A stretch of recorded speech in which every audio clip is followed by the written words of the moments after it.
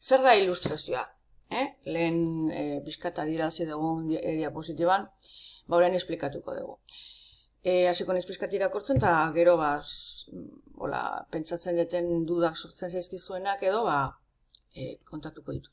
Ilustrazioa Europan 18. mendean garatutako mugimendua izan zen. Ilustrazioa da Europan 18. mendean. Zer egiten dute ilustratuek? Erregimenaren oinarriak zalantzan jartzen dituzte, eta gizartea antolatzeko modu bat proposatzen dute. Ilustratuek arrazoinamenean sinesten dute, arrazoian. Bakarrik arrazoiak esaten duena onartu behar da. Logika esaten duena, arrazoiak esaten duena. Ez dute onartu behar, ez dugu onartu behar, erlijioak esaten duena, edo leyendak esaten duena, edo olako zurrumurroak, beti aintzinako regimenean egon direna bastante sartuta gizartean. Gizakia zoriontsua izateko jaiotzen zela pentsatzen zuten. Eta berriz, aintzinako regimenean, oraindik erlijioa dauka garrantzia handia, eta pentsatzen da bakarrik, hiltzean, auzi bat egongo dela, eta gona balimazea, jongo zehala zerura, eta ikaiztua izan balimazea, jongo zehala infernura. Hori beraiek esaten dute, hori ez dela egia, hori tontakeri badela. Haientzako arrazoinamena, edo arrazoia, eta gizakiaren borondatea, oso importantea dira gizartea bobetzeko. Aintzineko regimenean, gizakiaren borondatea ezan hartzen kontutan, bakarrik obeditu egin behar zuten. Erregimen hortan, jaurgo erregimenean, erregimen senyorial, bizitzen zirela landan, eta egiten zutela lana noblentzako eta klerorentzako, bere borondatea ezan kontutan hartzen, bakarrik egin behar zutela obeditu, eta orduan, ilustratuek pitzatzen dute, pertsona guztiak dira berdinak, eta bere borondatea oso garrantzitsu dela gizartea aldatzeko eta hobetzeko. Eta bi zutabetan, beraiek daukete bere teoria izadatuta gizartean, pentsatzen dute modu batean, politikan beste modu batean, eta ekonomian beste modu batean. Gizartean, estamenduzko gizartearen aurka daude, eta gizaki guztiak berdina direla pentsatzen dute. Hau da, ez dala batzuk privilegiadunak izatea eta beste batzuk ez privilegiadunak. Hori ez, danak berdinagea. Politikan, absolutismoa arbitrarioa dela pentsatzen dute, eta kritikatzen dute. Zergatik monarka absoluto batek izan behar ditu podere guztiak. Hori da normala, eta hori ere kritikatzen dute. Eta ekonomian, merkantilismoaren aurka jartzen dira. Zer da merkantilismoa?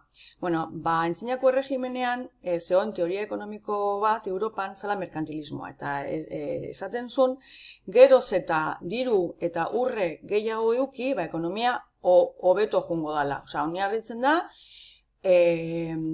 urrean, zenbat eta urre gehiago euki estatu batek hobeto, urrea eta dirua.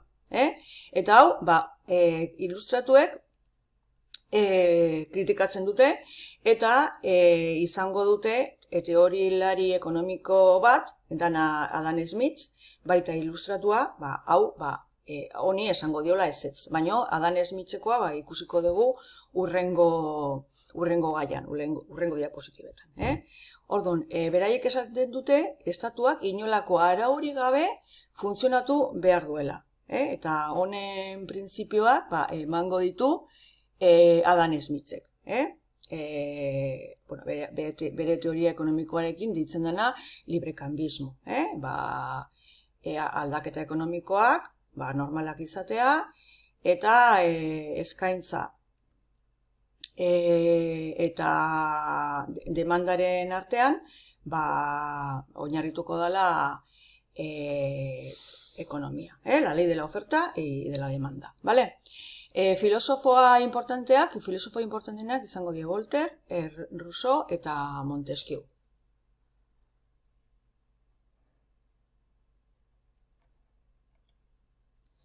Eta bukatzeko zergatik sortu zen Frantziako iraultza. Hemen landuko deguna izango da, Frantzia izan zen lehenengo herrialdea konturatu zana eta firme jarri zala aintzinako erregimenaren kontra.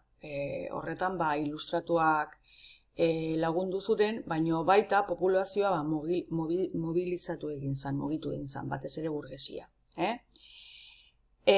Orduan, bizkate irakurrikoet hemen jartzen duna, ilustrazioak bultzatutako ideal berrien edapenak, ilustrazioak bultzatzen ditu ideia berriak, Europan, asko Frantzian eta Inglaterran batez ere, Frantzian asko, gero, 18. mendean burgesiaren garapenak esan dugun bezala, burgesiak ekonomikoki ondo zehola, baina politikan parte hartzen noizuela, eta gainera Amerikako iraultzaren ereduak aldaketak egiteko gogoa piztu zen Europan. Esan bezala, Amerikako iraultza, beste teman, beste diapositibetan esplikatuko dugu, Amerikan zeuden 13 kolonia, Inglaterran menpe, eta hasten dute iraultza bat, eta lortzen dute independentzia.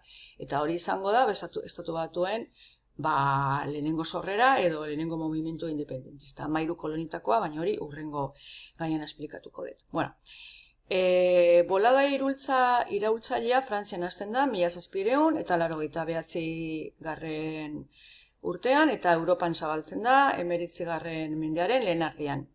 Zenbat faktore gertatu ziren? Bueno, ilustrazioaren printzipioak,